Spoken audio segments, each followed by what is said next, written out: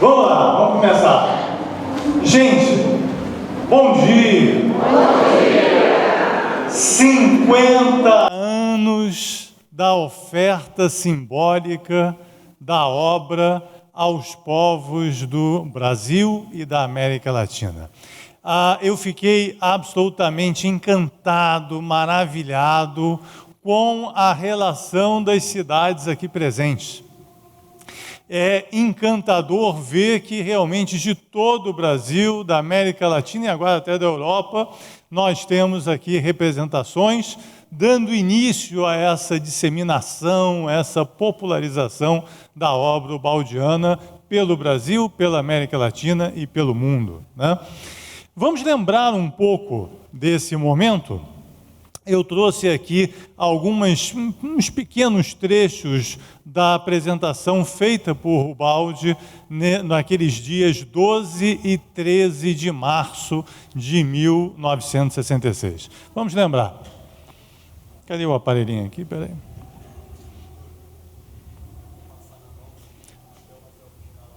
Tá bom.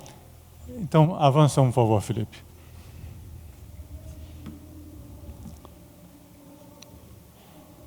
Olha aí, queridos amigos, contar-lhes-ei uma estranha história.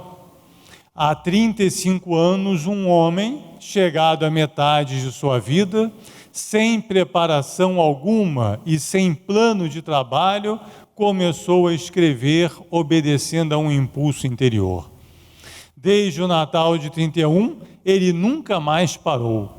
Sem conhecer quais seriam os futuros desenvolvimentos do seu labor, ele o foi executando dia após dia. Pode avançar. Trata-se de uma obra de 24 volumes e com cerca de 10.000 páginas. Ela explica a origem, a estrutura e o funcionamento orgânico de nosso universo físico, dinâmico, psíquico, a nossa posição dentro dele e o significado e finalidade de nossa vida para chegar, no fim, a conclusões práticas, mostrando qual deve ser a nossa conduta se não quisermos pagar com sofrimento os nossos erros. Pode seguir.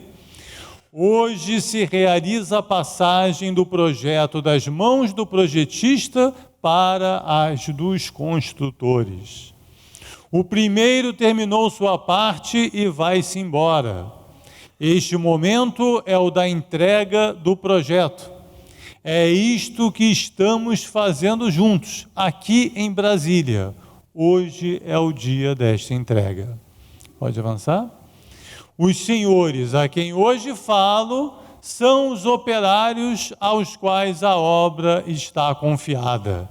E por isso que estamos aqui reunidos. Agora sim, pode avançar. Bom dia.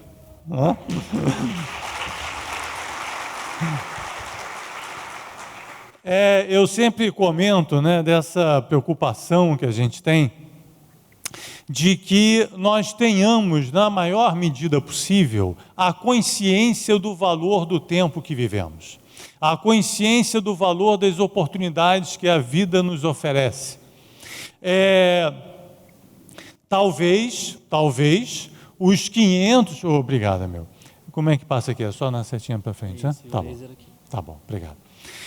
Talvez, os 500 da Galileia, que assistiram à ascensão de Jesus, tivessem alguma noção do valor daquilo que estavam assistindo. Pode ser que não, mas o fato é que aquilo que eles assistiram foi suficiente para transformá-los, foi suficiente para agigantá-los, deixar a condição de humanos, deixar a condição de escravos, de pessoas comuns, simples, humildes, e se transformarem em verdadeiros gigantes de atitude, capazes de enfrentar o Império Romano de cabeça erguida e de dar um dos maiores exemplos que a história já deu de persistência, de dignidade, de verdadeiro valor. Fico a me perguntar, nós temos 500 pessoas aqui presentes? conseguiremos nós, a partir daquilo que assistimos, a partir daquilo que ouviremos, que falaremos em conjunto, teremos nós a capacidade de nos transformarmos na mesma medida, nos agigantarmos na mesma proporção? Esse é o convite que a vida nos faz. A minha preocupação nos últimos tempos foi como celebrar, como trazer aqui algo que fizesse jus à magnitude da celebração que hoje se faz. 130 anos de Pietro Baldi, completados agora no último dia 18 de agosto, e os 50 anos da oferta simbólica da obra ao Brasil e América Latina. Algum dia, hoje é muito comum, né, você ter obras inicialmente físicas eleitas como patrimônio da humanidade. Mais recentemente, então, há diversas. Brasília, por exemplo, é um patrimônio da humanidade, né, um patrimônio arquitetônico. Mais recentemente, começou-se também a se eleger como patrimônio da humanidade elementos intangíveis, né? O patrimônio cultural. Então, um chorinho é um patrimônio da humanidade, né? Eu acho que a cultura baiana também foi eleita como patrimônio da humanidade. Há diversos aspectos que têm digamos assim, esse privilégio, né? A obra de Ubaldi, certamente, fico imaginando em 3516, né? Se não haverá uma cerimônia maravilhosa envolvendo pessoas do mundo inteiro a celebrar um grande patrimônio da humanidade que um dia, na singeleza de um ato, foi ofertada inicialmente ao Brasil, à América Latina, mas que é universal por natureza. Mais ainda essa preocupação por perceber que ela faz parte de um plano. O Baldi sempre nos chamou tanto a atenção para o fato de que a história tem a sua direção própria, o pensamento divino governa também a história, como faz com toda a criação. O homem é apenas agente, né, um instrumento de que a história se serve para as suas realizações. Nós vemos nessa profecia de Humberto de Campos, no Brasil, Coração do Mundo, Pátria do Evangelho, exatamente a informação, a constatação de que a vinda de Ubaldi para o Brasil fez parte de um planejamento, havia toda uma previsão, todo um cuidado para que essa vinda ocorresse e se desse exatamente como se deu. Mas vejam que incrível, parando para pensar neste planejamento e de como a oferta dessa obra se insere na própria história do Brasil, no futuro reservado e destinado à pátria do Evangelho, olhem só o que eu constatei mais à frente. Primeiro, que o Instituto Pietro Baldi fez uma grande comemoração, olha, combinou lá com o Comitê Olímpico e conseguiu colocar a espiral baldiana em primeiríssima condição, né, para a celebração da data. Uma salva de palmas aí. Nunca pude imaginar, né, que a obra de Ubaldi estivesse tão bem representada num evento dessa magnitude. O Rafael, o Felipe, com licença, mas realmente o Instituto se superou nessa história, né? Mas vejam mais, olha só o que eu percebi.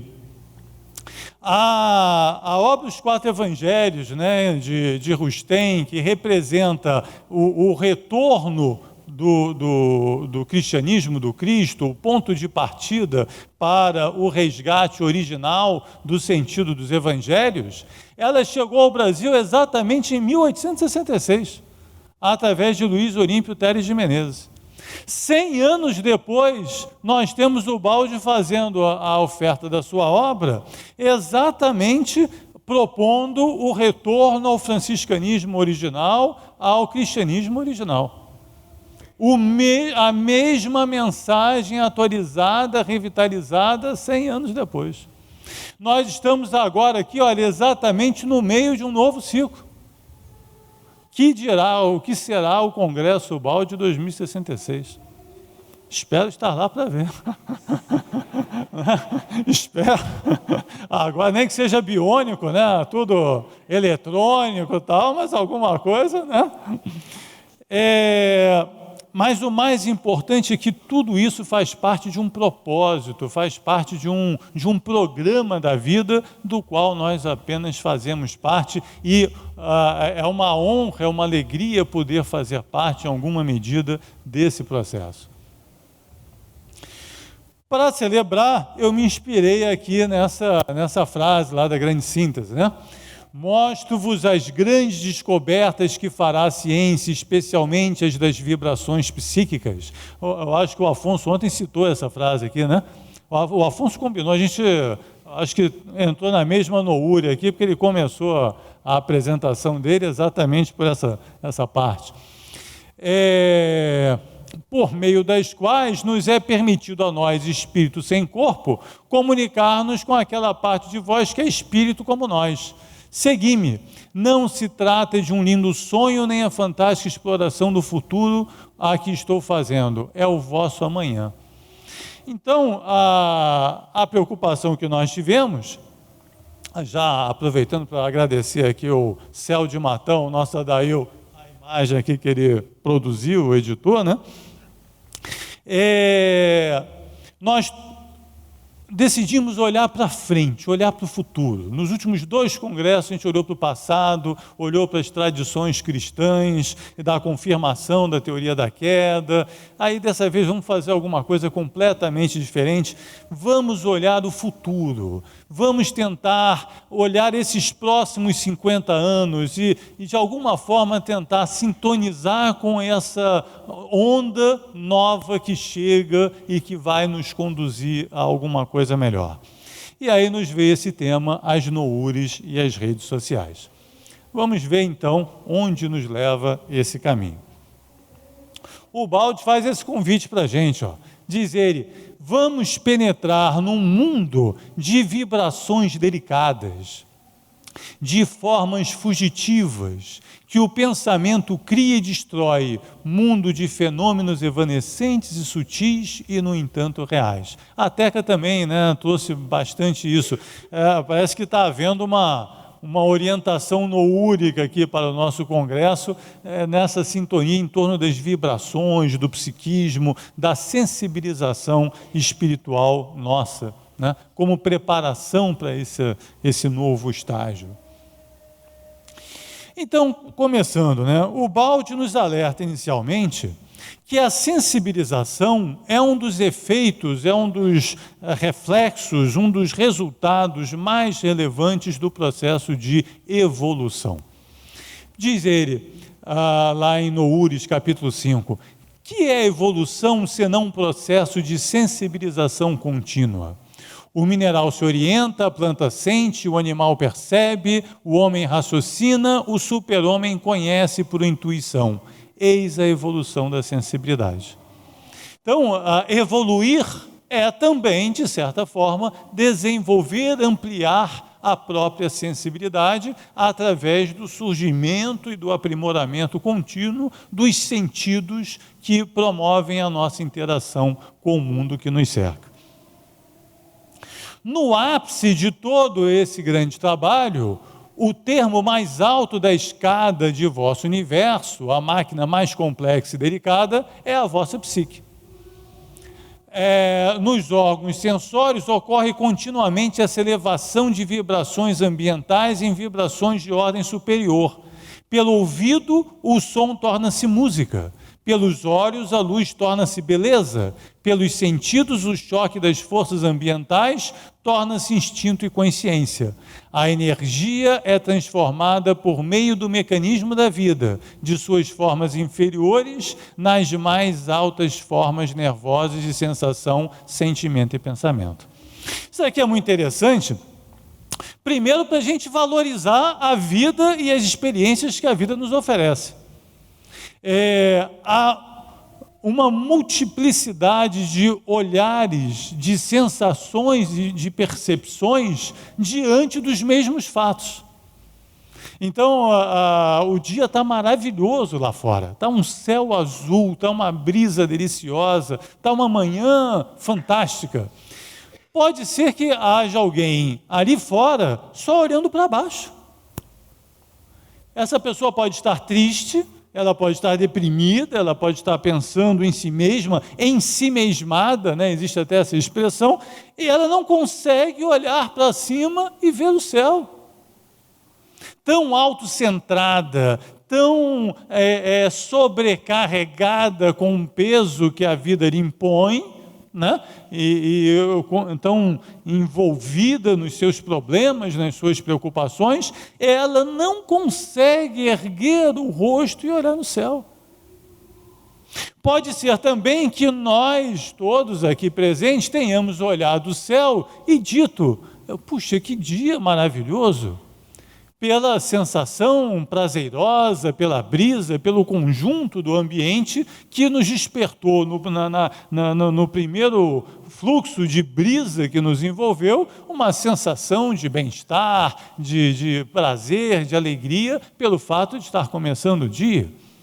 Mas provavelmente, se houvesse aqui um Francisco de Assis caminhando debaixo do mesmo céu e palmilhando o mesmo chão, teria uma sensação N vezes superior à nossa, de integração com a vida, de integração com a natureza, sentindo a presença de Deus naquela mesma paisagem. A sensação seria diferente. A sensibilidade para perceber o entorno, para perceber o outro, seria modificada. Então, essa sensibilização ocorre também de maneira progressiva conosco. E é importante que nós tenhamos consciência de que assim o é. Porque, além dos progressos intelectivos, conceituais, informacionais, né, da nossa psique, é preciso também desenvolver a sensibilidade espiritual. O Baldi fala isso a vida inteira, a obra inteira, né? De como a correlação entre os conceitos aprendidos e o processo de autoespiritualização e autossensibilização são diretamente relacionados. Se isso vale para ele na concepção da obra, também vale para a gente no entendimento e no aproveitamento dela. Então, quanto mais espiritualizados estivermos, quanto mais sensibilizados estivermos, melhor e mais compreenderemos a própria obra e maior o proveito que tiraremos do seu conteúdo. Avança ele. Por outro lado, diz ele: o limite sensório, esse que é o, digamos assim, o ápice da escala evolutiva até a nossa condição terrestre, esse mesmo limite, que é uma conquista tão importante, tão positiva e que deve ser celebrado por nossa parte, diz ele também é restrito e diante da realidade das coisas, mantém-vos num estado que poderia chamar-se de contínua alucinação. Essa é a base da vossa pesquisa científica. Suponde em vós outros sentidos diferentes e o mundo mudará. Então, apesar de termos muito a celebrar das conquistas já feitas, do patamar de consciência e de sensibilidade que já alcançamos, também devemos ter, em outra medida, a sensação de que ele é apenas o ponto de partida para um novo estágio que se inicia. Que não devemos e não podemos nos contentar com o estágio alcançado, porque ele é apenas uma etapa, uma fase transitória, um estágio dentre muitos e muitos que ainda virão à frente. E que, pelo contrário, se nós tivéssemos uma sensibilidade mais apurada, uns sentidos mais espiritualizados nesse momento, essa própria paisagem aqui presente seria completamente diferente daquilo que nós vemos com os sentidos materiais. E o que houve aqui? Bom, certamente em meio a tudo isso que existe, o que houve aqui? Bom, deixa eu pular. Então, olha só, a evolução que passa do plano físico ao dinâmico e ao psíquico transforma todo o universo num psiquismo, e em psiquismo ele se torna, como sua real e nova forma de ser, desde que nessa nova dimensão eu saiba apresentar-me conscientemente. Eis o que significa dizer, então todo o universo se transforma em noures, tudo que existe exala pensamento.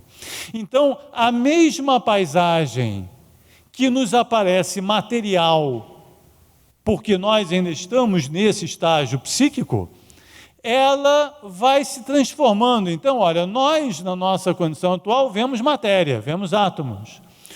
Um espírito mais sensível, né, mais preparado, consegue ver nessa mesma paisagem energias.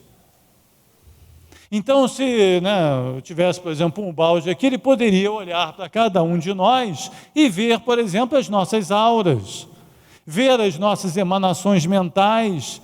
Ele teria nessa mesma paisagem, nesse mesmo auditório, N outras informações e sensações e percepções que nós não temos.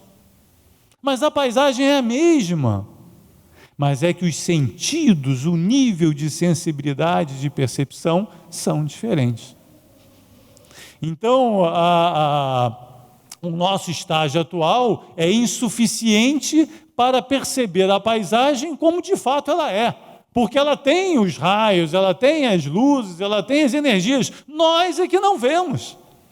É como se fosse alguém com problema de visão sem conseguir perceber as nuances todas de uma paisagem comum. Há uma insuficiência dos nossos sentidos na percepção da realidade como de fato ela é.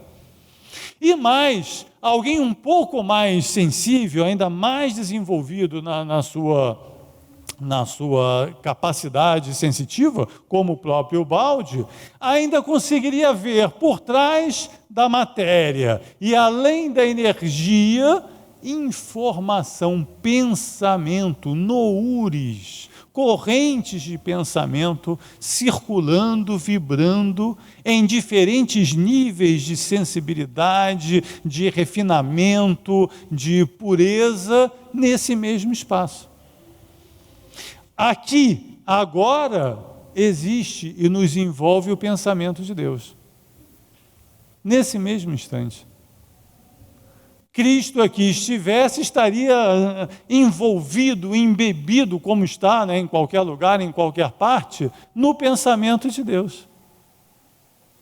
Seria a primeira coisa que ele veria, que ele sentiria, que o estaria envolvendo a todo instante, porque essa é a sua atmosfera psíquica.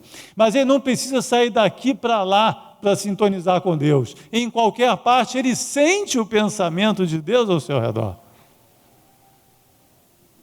Então, a qualquer momento, qualquer dúvida que tivesse, teria a orientação necessária para qualquer circunstância. Tivesse aqui um Francisco de Assis, e nós estaríamos também circulando sem perceber suas emanações mentais, porque não temos a capacidade de sintonização com esse nível noúrico, de corrente de pensamento. Então, mas embora não tenhamos ainda essa sensação, não tenhamos ainda essas capacidades, a simples reflexão, a constatação de que essas capacidades nos faltam, já é um primeiro passo para desenvolvê-las, para amplificá-las, para ter essa preocupação, esse sentido em aprimorá-las. Então, noures, só lembrando, representa exatamente isso. Olha, um neologismo formado de dois elementos gregos. Nous, pensamento, espírito, inteligência, e rel, correr, fluir, significando, pois, correntes de pensamento.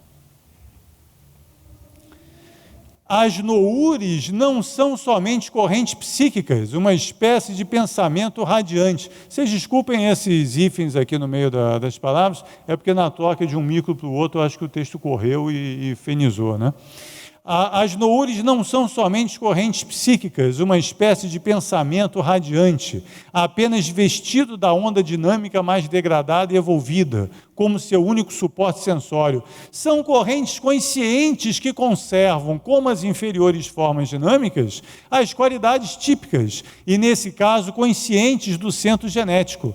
Essas correntes não são senão a expansão daquele centro e conservam sua consciência e conhecimento.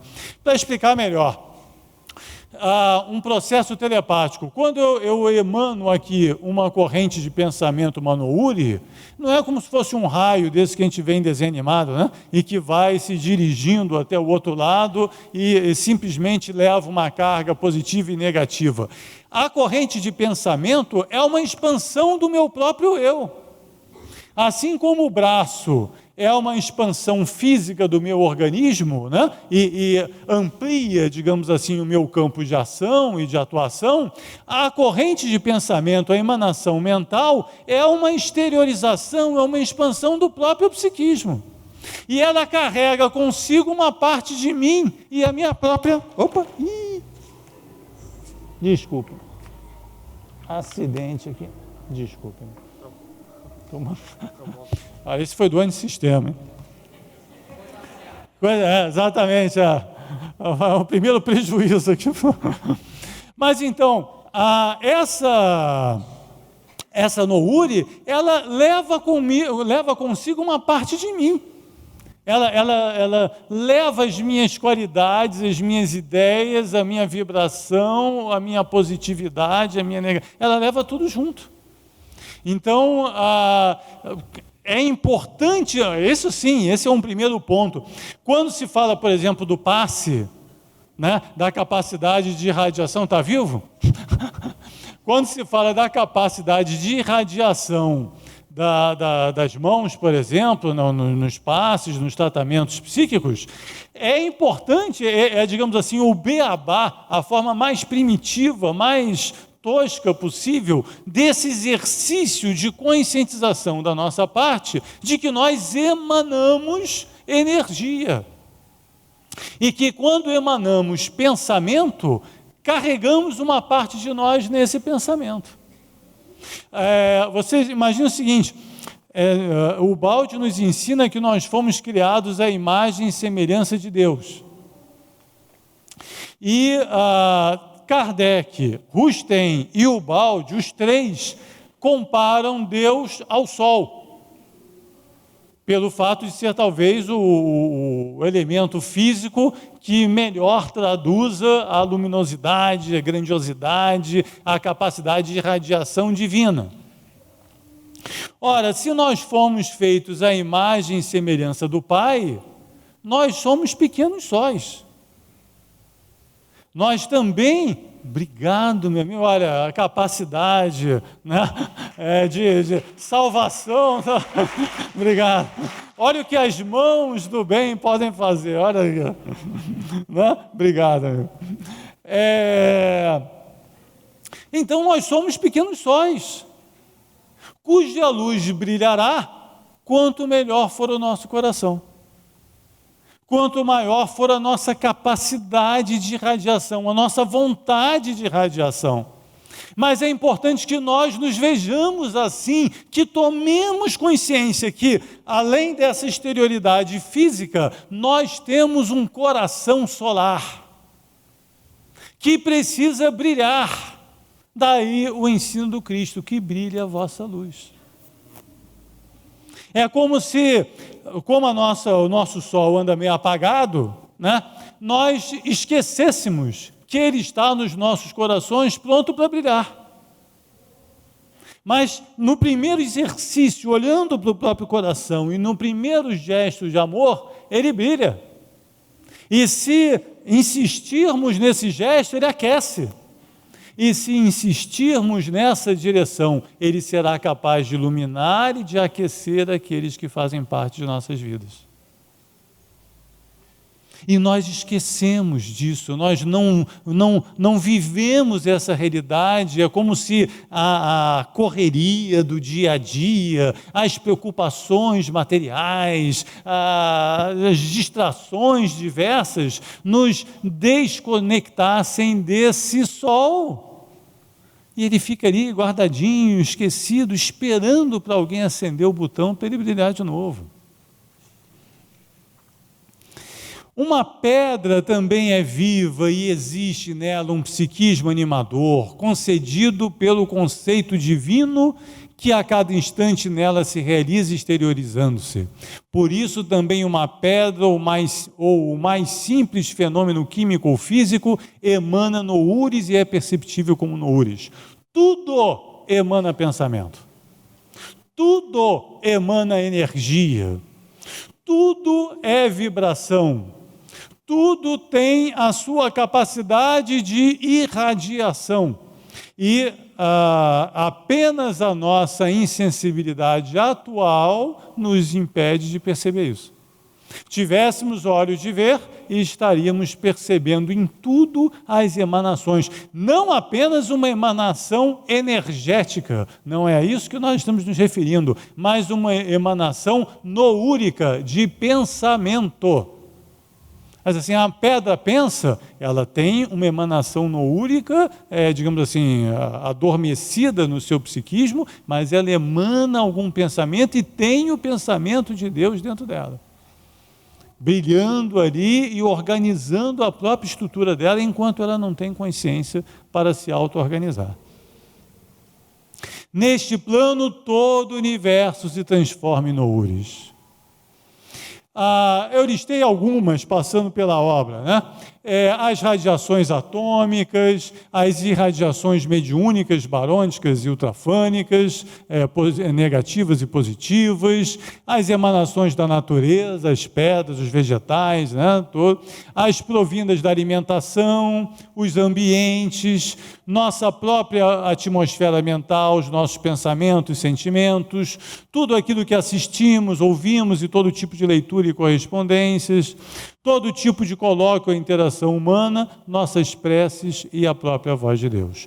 Tudo emana noures, tudo emana pensamento e nós vamos, nesse século e nos que virão, todo o nosso desenvolvimento será nessa sensibilização, na capacidade de perceber isso. Hoje se fala muito dos alimentos, do ponto de vista da química, dos elementos químicos, dos hormônios, né? Essa coisa toda que contaminam os alimentos. Amanhã se falará também nas vibrações, nas emanações noúricas, os ambientes, uma série de coisas que nós vamos precisar nos desenvolver para poder viver nesse universo mais ampliado. Nós decidimos aqui para a nossa conversa destacar dois rapidamente. O primeiro deles é a nossa atmosfera mental, a nossa própria atmosfera psíquica, que nos diz respeito mais diretamente. Diz o Baldi, é lógica a existência de onda típica individual, distintiva da personalidade, reveladora das notas fundamentais do caráter. Você tem sua emanação típica, poderíamos dizer a aura, mas a aura é energética, né? E nós estamos falando de uma aura noúrica, ou seja, o conjunto da sua atmosfera psíquica que emana, que exterioriza, que, digamos assim, irradia a sua natureza, o seu estágio atual psíquico. Então, tomar consciência dessa própria emanação já é um primeiro progresso, que talvez seja aquele possível nesse primeiro momento. Por onde você anda, por onde você passa, a quem você cumprimenta, a forma como você, né, se relaciona, a forma como você pensa, aquilo que você lê, aquilo que você conversa, aquilo que você fala, aquilo que realmente lhe preocupa, traduz a sua atmosfera mental. Então essa é uma preocupação nova que nós devemos ter no sentido, o que eu estou irradiando? O que eu estou projetando? Né? No futuro, diz Ubaldi, a personalidade humana não será individualizada por caracteres somáticos, mas psíquicos. A identidade de cada um será expressa por um diagrama exprimindo o tipo, por trajetória e frequência da onda individual. Olha que bacana! Quer dizer, você vai chegar lá na porta do Congresso Ubaldi, bota o dedinho, conforme a sua vibração, Júlio, não pode não, vai aqui para o lado, que a sua noura está mais lá para o outro lado ali, né? Imagina! Ou seja, será possível, através de aparelhos humanos, identificar a qualidade, a natureza, a tipificação dessa emanação que todos nós produzimos. E aí realmente reconhecer em cada um aquilo que de fato é, e não sem a máscara, sem a aparência da forma física. É como se a forma física fosse mais um ato de caridade de Deus a nos proteger, nos resguardar da visualização externa, enquanto ela não é ainda bonita. Olha só que bacana. Enquanto nós não temos ainda condições de exteriorizar uma irradiação plenamente brilhante, saudável, Deus quase que como que nos protege, né? Nos envolvendo nessa capa de carne, como que a proteger-nos da invasão externa das nossas intimidades, dos nossos problemas íntimos, né? É mais um ato da caridade de Deus. O espírito, por sua natureza, é teletransmissor e telereceptor, indefinível, não por sua forma física, mas por uma frequência de vibrações e por um tipo e comprimento de onda. Então, esquece corpo físico, esquece perispírito, corpo mental, corpo astral, aquela coisa toda. No final, você é uma onda. No final, você é uma corrente de pensamento circulando por aí. Todo o restante é forma, todo o restante é ilusão. Você é, de fato, aquilo que pensa. E nem só o pensamento, porque aí a gente pode ficar numa deprê, né? Poxa, mas meus pensamentos... Não, estou dizendo o do seu eu integral, com o seu superconsciente, com os seus melhores valores que ainda estão adormecidos. O nosso eu integral é uma corrente de pensamento, é uma vibração. É isso que nos caracteriza, é isso que nos individualiza, é isso que atesta a nossa verdadeira individualidade. Um dos místicos, uma das personagens da história que melhor soube utilizar essa capacidade de radiação foi a nossa Teresa d'Ávila. No início desse ano nós tivemos a alegria, de fazer um estudo sobre ela, e ela tinha uma prática muito interessante, que era a oração mental. O que era a oração mental para Teresa? Ela começava esse processo mentalizando a figura do Cristo, mas continuamente. Imaginem você acordar pensando no Cristo, escovar o dente pensando no Cristo, lavar as panelas pensando no Cristo. Em todo momento que ela podia, ela pensava no Cristo. E esse pensamento, esse condicionamento psíquico, criava dentro dela, produzia na sua intimidade, na sua psique, as condições para a sintonia com o próprio Cristo. E a partir daí a capacidade de radiação. Então, para onde ela ia, para onde ela se dirigia, com quem ela falava, todo digamos assim, o relacionamento dela recebia essa projeção e devia se sentir maravilhosamente bem, do lado dela, pela projeção mental que ela se servia. Então, era uma prática de radiação contínua. Ao mesmo tempo que ela projetava a figura do Cristo, fazia esse exercício recorrente de mentalização, ela sintonizava, sentia o próprio Cristo se aproximando dela e orientando e trazendo uma série de bênçãos, e, ao mesmo tempo, irradiava para aqueles que a cercavam o resultado dessa própria projeção. Por outro lado, temos também o relacionamento, né? Tomada a consciência das nossas características irradiantes, é quase que natural considerarmos a troca, o intercâmbio de elementos, de vibrações que ocorrem a todo momento. E diz o Baldi, a psique humana é um órgão capaz de vibrar e de entrar em ressonância, de transmitir e registrar normalmente correntes psíquicas, porquanto é assim que se forma, se projeta, se comunica e se recebe o pensamento, que como a luz circula por toda parte na atmosfera humana e além dela. Assim se transmitem estados de ânimo, sentimentos e conceitos. Nós não conseguiríamos nos comunicar aqui. O que eu estaria falando seria absolutamente ininteligível se nós não estivéssemos no mesmo passo, na mesma vibração. Talvez alguém lá do outro evento, se chegasse aqui e ouvisse em 5 minutos o que eu estou falando, ia me chamar de maluco, ia rir, ia ir embora, não teria a menor afinidade. Por quê? Porque está numa outra noure, sem juízo de valor, né? Mas estaria numa outra noure, num outro pensamento, num outro estágio. Então, a ressonância, a comunicação, a troca, ela implica necessariamente nesse diapasão, né? Nesse alinhamento de vibrações para que a comunicação se estabeleça. Diz o Baldi, a telepatia outra coisa não é do que um fenômeno de ressonância. Ressonância significa sintonização no mesmo estado vibratório, base da percepção sincrônica. Significa simpatia, afinidade.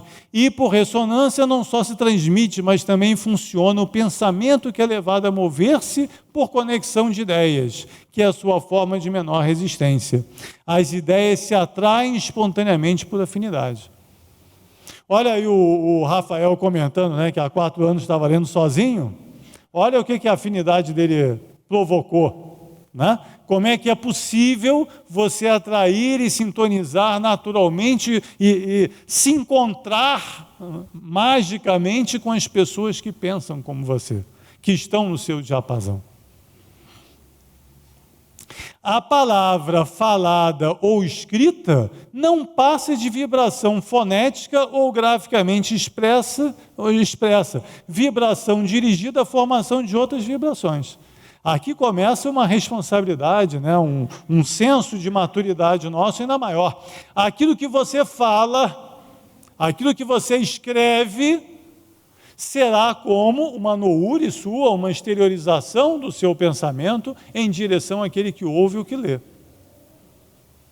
Então, cada expressão, cada comunicação feita precisa refletir sobre isso, quer dizer, o que você está gerando, quais são os círculos que decorrerão do movimento feito pelo seu psiquismo.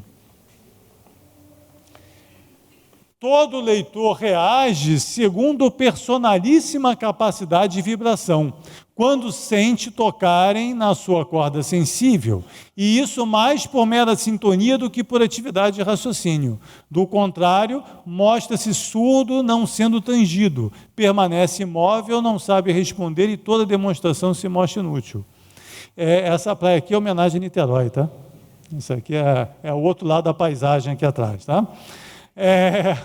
Então, isso acontece. Tem gente que lê uma obra, por exemplo, pode ser a obra de Ubaldi, e assim, não mexe o coração. Por quê? Porque não está naquele passo, né? Não está naquele sentimento, não está naquela afinidade, naquela sintonia.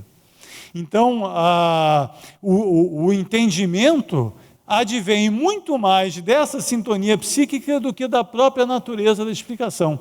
Às vezes, uma explicação simples para um coração afim se mostra mais bem-sucedida do que uma explicação rebuscada para alguém que não está no mesmo diapasão. Então, esse é um ponto importante na comunicação escrita. E, ora, pensando sobre isso tudo, e sobre o nosso tempo moderno, e sobre o futuro, quase que por derivação natural, chegamos ao assunto das redes sociais. Esse fenômeno hoje é imenso, é gigantesco. Não sei se os irmãos têm as informações mais atuais aqui, mas eu pesquisei alguns números. Então, olhem só, dos 7 bilhões e 400 milhões de habitantes do planeta hoje, 7 bilhões e 400 milhões, 3 bilhões e 400, quer dizer, quase a metade, já são conectados na internet. E desses 3 bilhões e 400, 2.300, quer dizer, 1/3 mais ou menos aqui da população do planeta, já se conecta em alguma rede social. Então, 1 em cada 3 habitantes do planeta já se conectam pelas redes sociais. Esse é um dado assim, importantíssimo. Eu peguei esse dado agora aqui em agosto, num relatório internacional que faz esse tipo de acompanhamento, dados desse mês que nós estamos, a informação mais atual possível. 1 em cada 3 habitantes do planeta já está conectado a alguma rede social. O lado B dessa história, o lado B dessa história é que ainda tem muita sujeira nas redes sociais, né? Na medida que se exterioriza o pensamento humano na forma como nós estamos hoje, e ainda com o beneplácito da invisibilidade, porque a pessoa, né, pode botar qualquer nome, aquela coisa toda, não há uma responsabilidade inerente, né, ao processo, tem muita sujeira. E aí fazemos aqui o registro, os nossos campeões, né, das redes sociais, o nosso céu de matão do Adail. Cadê Adail? Ali, ó, né? Salva de palmas ali, por favor. Né? Aqui o nosso portal Pensar e os trabalhadores aí das redes sociais. O pessoal lá de Vitória. Cadê a turma de Vitória aí? Hã? Cadê? Estou perdido aqui. Aí, parabéns também, né? Então, temos hoje, felizmente, no movimento baldiano, muitas e muitas pessoas fazendo um trabalho belíssimo, belíssimo, belíssimo, de levar conteúdo do bem para as redes sociais. E é importantíssimo que isso seja feito para essa rede noúrica, né? Essa rede psíquica que está se estabelecendo pelo mundo afora, para que ela receba elementos do bem e possa contagiar com essa vibração positiva a toda essa grande conexão global. Mas o Baldi nos chama a atenção, desde a grande síntese ao longo de toda a sua obra, que todo fenômeno histórico também, e psíquico e social, também um fenômeno biológico. Então, é sob esse aspecto mais aprofundado que nós gostaríamos, né, com o olhar baldiano, que nós gostaríamos de olhar essa questão das redes sociais.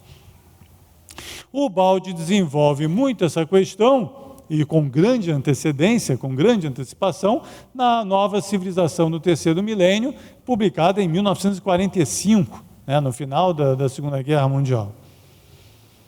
Então, diz ele, o povo, considerado mais ou menos sem valor nos séculos passados, com a Revolução Francesa, surge no palco da vida política.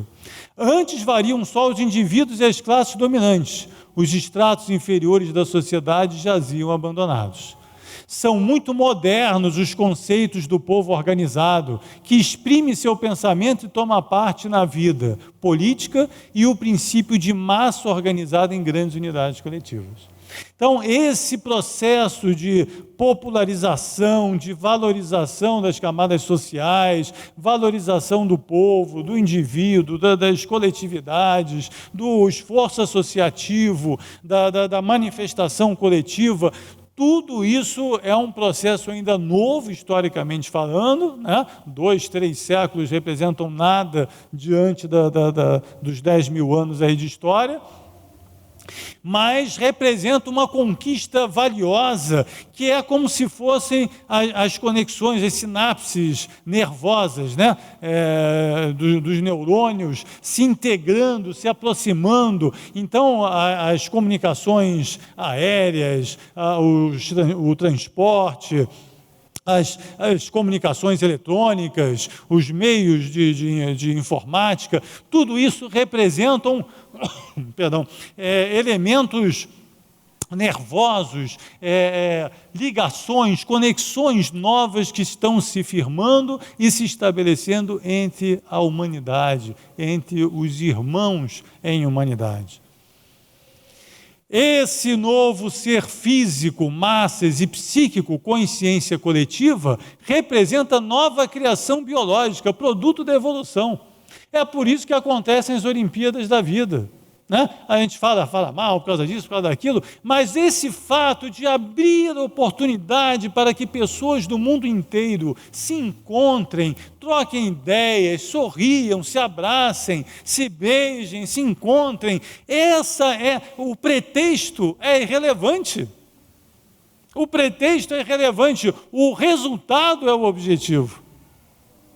Então, o importante, qualquer que seja a razão que promova o encontro dos povos e de pessoas diferentes, que as diferenças sejam superadas, que as distinções sejam apequenadas e as identidades sejam valorizadas, esse é o objetivo da vida. O resto é meio, esse é o fim. Então, é uma conquista valiosa. A nova criação biológica de nossos dias é exatamente esse novo indivíduo coletivo, com milhões de cérebros procurando coordenar o seu pensamento segundo correntes de consciência. Indivíduo que nessas correntes busca formar personalidade própria e unitária, diferente dos indivíduos componentes. Então temos que valorizar, e aí as redes sociais são, digamos assim, uma plataforma dessa conexão, porque agora você publica um negócio aqui, alguém está vendo lá na China, você publica um negócio aqui, alguém está vendo lá não sei onde, lá na França, lá nos Estados Unidos, onde for. Essa possibilidade, outra vez, os aspectos comerciais, tecnológicos, são irrelevantes, são meio, são transitórios, hoje é esse, amanhã vai ser aquele, mas essa tecnologia que permite as pessoas compartilharem seus pensamentos, sintonizarem as mesmas ideias, trocarem ideias, esse é o fim que a vida, digamos assim, ardorosamente prepara. Essa é a teia maravilhosa de amor que ela tece para que os corações possam se encontrar. As grandes unidades coletivas são gigantescos organismos sociais, colossais, monstruosos indivíduos biológicos que o homem é célula. E esses casos que nós vimos de banditismo, de preconceito, essas manifestações barônicas, digamos assim, né, na terminologia baldiana das redes sociais, até isso o Baldi previu. Diz ele, a psique individual pode assim agir de forma negativa, segundo dois diferentes pontos de vista, o do indivíduo como indivíduo e o do indivíduo como célula social. No primeiro caso, tem funções e objetivos individuais, no segundo, coletivos. Trata-se de duas posições diversas, entre elas podem nascer contradições, e o indivíduo, como célula social, fará com finalidade social o que jamais faria como indivíduo apenas. Pode, desse modo, sob a forma de delinquência, exercer funções de justiceiro. Ou seja, a pessoa na invisibilidade, né, que a rede lhe permite, mas na intenção ou de agir segundo o seu preconceito, o seu grupo, o seu conceito de separação, etc., de partido, ele acaba agindo de uma maneira que ainda não traduz o sentimento coletivo, universal. Mas até isso faz parte do processo de amadurecimento de todos nós. A boa notícia é que chegará o período de refinamento espiritual. Os mansos herdarão a terra. Às vezes eu fico vendo, né, os prédios, às vezes luxuosos, toda essa infraestrutura física que está se criando. Os mansos e os justos serão os herdeiros de tudo o que a astúcia produz. Os mansos e os simples serão os herdeiros de tudo que a astúcia produz. Produz hoje para arrecadar dinheiro, mas vai deixar de herança para quem é bom, humilde e simples de coração. Então também as redes sociais, né? Diz Ubaldi, desta vez o impulso espiritual encontra preparados meios bem diferentes de ação e principalmente esse movimento de massas característico de nossos tempos e em que poderá multiplicar-se, enxertando-se nele. Os meios de divulgação e de contato e o aumentado nível médio de cultura permitirão muito grande alargamento de bases de coparticipação. Ou seja, uma humanidade futura mais esclarecida, mais bem educada, mais espiritualizada, etc., vai conseguir utilizar-se desses meios para compartilhar emoções positivas, para trocar afeto, para trocar ideias e para crescer coletivamente. Desta vez, diz Ubaldi, o homem servido pela técnica será dono de muitas forças da natureza, de muitos instrumentos e capacidades novas que antes ignorava. Então aí essas plataformas surgindo o tempo inteiro. Olha só uma imagem cerebral, né, dos neurônios. Diz Ubaldi, o fato é que a humanidade é um todo psicológico, dentro do qual fica tudo que nele nasce. Ali as vibrações nervosas circulam como sangue no corpo humano. Para a vida de todos e para cada um é necessário que o sangue circule. Conforme as células sejam sadias ou doentes, ela traz saúde ou sofrimento. Mas é sempre preciso comunicar, seguindo os caminhos do grande corpo coletivo. E para comunicar, tem que ficar abertos os canais de circulação. Olha só os neurônios se ligando e gerando eletricidade. E olha só o mapa de duas grandes cidades, vistas à noite, como é que não é parecido? Como é que um monismo, né? Como é que não se repete perfeitamente essa ideia de interconexão, de ligação. Pensando na nossa capacidade individual de irradiação e pensando nessa multiplicação de raios, energias e correntes de pensamento que a interconexão humana propicia, chegamos naturalmente na questão das preces coletivas.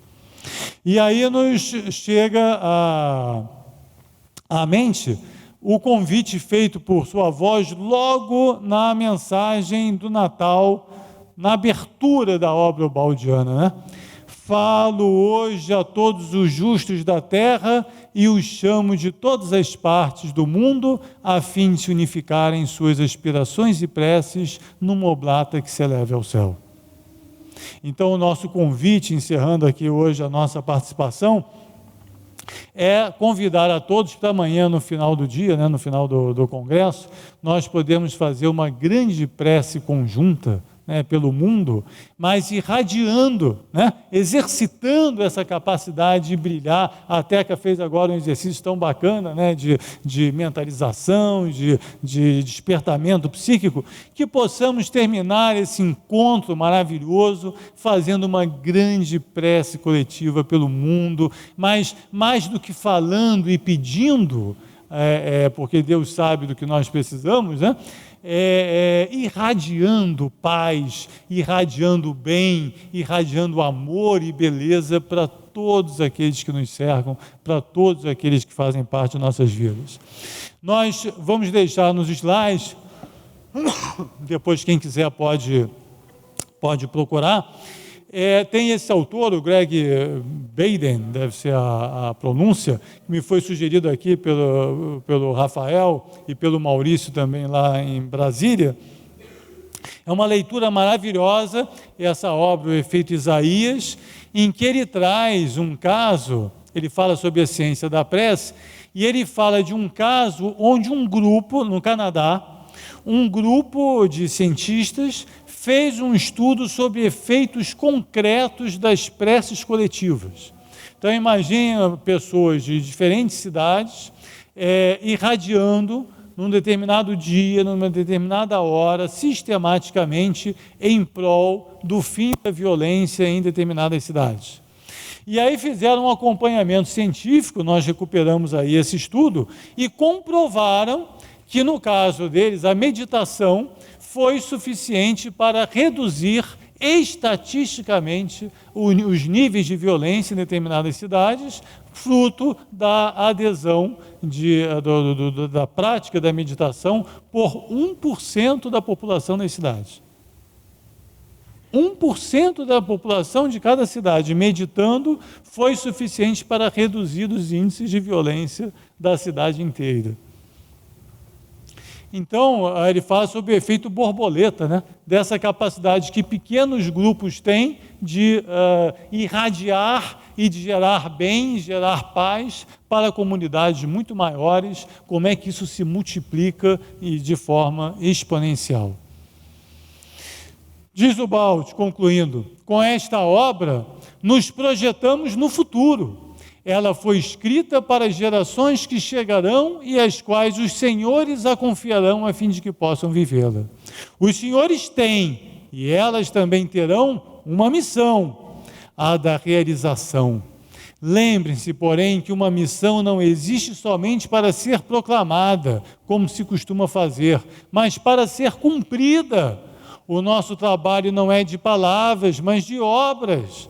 Agora a oferta está feita. Como foi com o trabalho que se realizou a primeira fase, agora terminada, assim será com ele que se poderá realizar a segunda, ainda a fazer. Trata-se de construirmos a nós próprios o edifício a levantar a interior.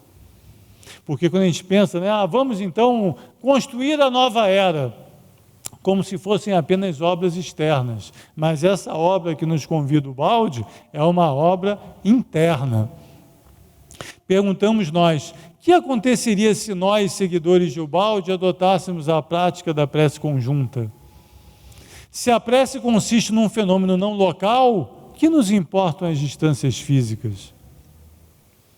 Falo hoje a todos os justos da terra e os chamo de todas as partes do mundo, a fim de unificarem suas aspirações e preces numa oblata que se eleve ao céu. Muito obrigado e muita paz.